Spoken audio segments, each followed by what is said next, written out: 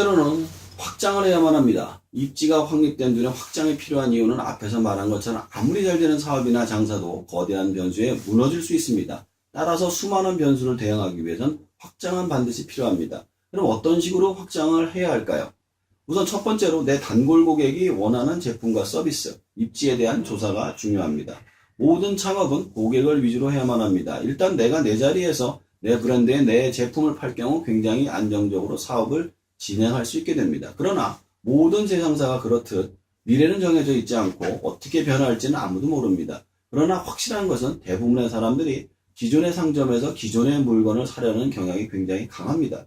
따라서 내 고객들이 원하는 제품과 서비스, 장소 등에 대해서 끊임없이 조사를 하는 겁니다.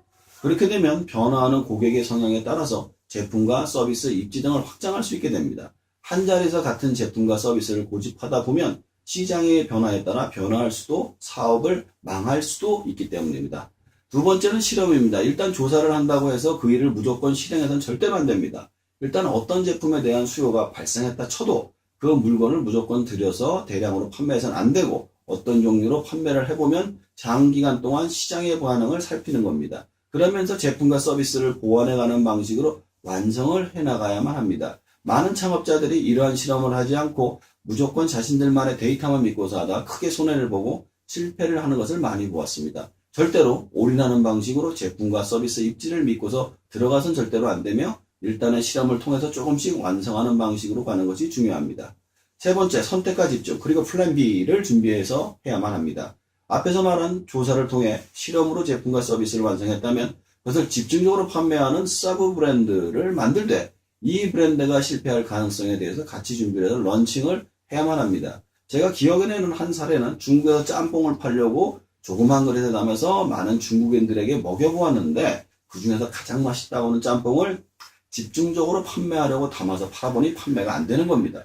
이유를 알아보니 그 작은 그릇에 담아줄 때는 작아서 매운 것이 좋았지만 큰 그릇에 담아서 팔아보니 너무 양이 많아서 매워서 안 먹게 되는 거죠. 그래서 바로 중국식 탕수육으로 메인으로 바꾸고 짬뽕은 작은 그릇에 담아서 서비스로 판매하는 경우를 본 적이 있습니다. 이처럼 아무리 조사를 잘하고 실험을 한다 하더라도 어떤 변수가 어떻게 터질지는 알 수가 없습니다.